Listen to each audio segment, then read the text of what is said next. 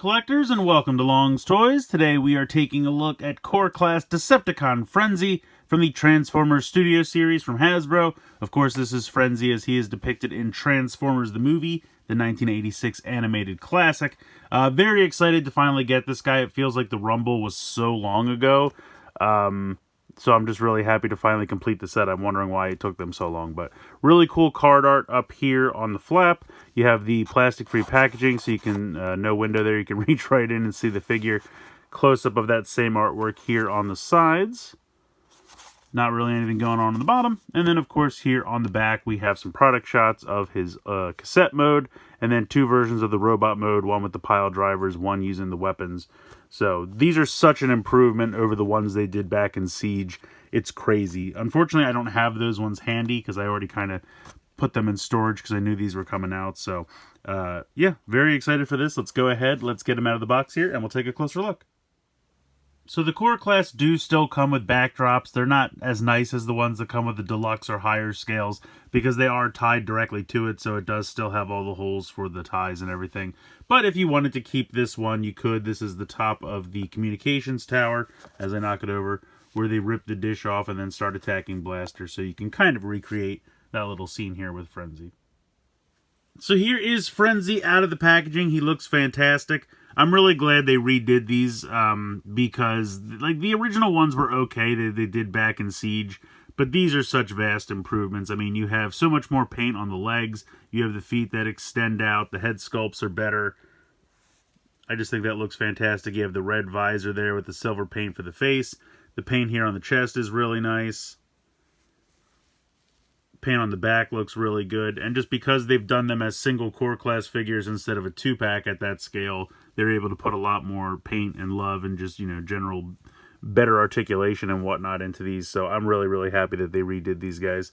But yeah, head sculpt looks good. Head's on a ball joint, so you can kind of move it around a little bit. You can see there's the ball joint right there on the back, but no problem spinning it around. You can also, you know, move it around a little bit, certainly as far back and front as you would like to go. You have a hinge here in the shoulder as well as a ball joint here in the shoulder.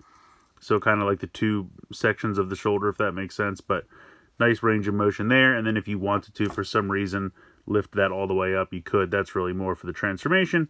But you can utilize it in robot mode if you wish. The arms are a solid piece. There's nothing in the elbow, unfortunately. That's the only thing that I think would have made these perfect. But you do have a little hinge here, but again, it's really for transformation. There's not really much to be done with the wrist. Nothing in the waist. I think just because of the way these are kind of connected in here, there's just no room to put a waist joint in there. But you can kick all the way forward, kick all the way back, kick out to the side. Great range of motion in the hip. Then you have a ball joint down here for the knee, so you can move that all around. And then you don't really have anything. I mean, I guess you have a little bit of front to back in the ankle, but that's really more for transformation. But yeah, he looks great, really nicely painted. I mean, especially down here in the legs as well. You get, well, the side for the cassette mode, but you have the blue down here, kind of in the shin area, the gold, a little bit of red.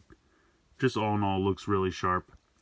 Now, of course, he does come with some accessories. So he has his two guns, which we can peg in here on the back to really complete his look.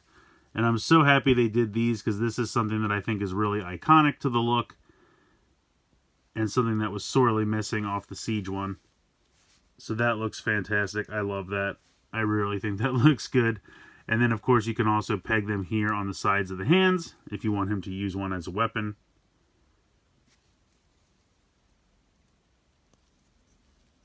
Put this back here on the back. So yeah, I'm really happy with this. I think he looks fantastic. Let's bring in his buddy Rumble so we can see the two of them together. And they just look fantastic. These are definitely like the definitive versions. I mean, if they try to remake these again, they would have to have like elbows and waist joints. I feel like that's the only way you could improve upon these guys. And I kind of just think they're too small to do that.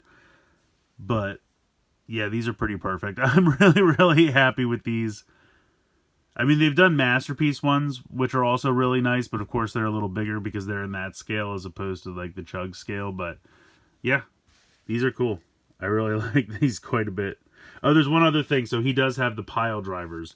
So he's got the two pile driver pieces. I still wish these could extend, and someone tried to tell me they could, but I really don't see how. If somebody knows how, let me know in the comments, but it really feels like these are all hollow, so there's nowhere for this to like extend out unless it's in here. I guess it could technically be...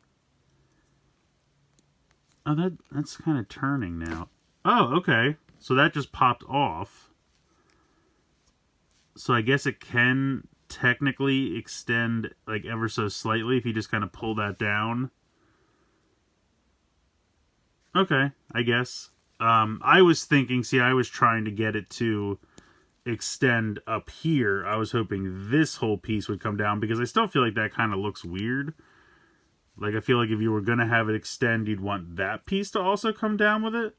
But I guess technically you could do that. And I'm assuming that's just a typical 5mm, but I could be wrong.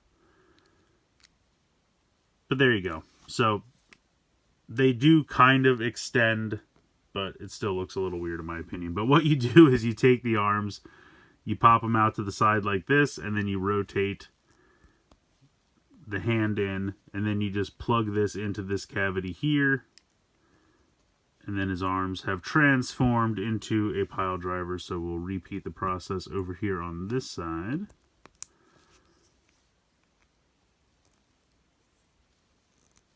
And again, just by making these core class single figures, which I know seems a little crazy because of how big they are, but it allows them to really deck them out with these accessories. So you can have the pile driver arms, the two guns here on the back, and that just really completes the look. I feel like they're both necessary, so really, really nice.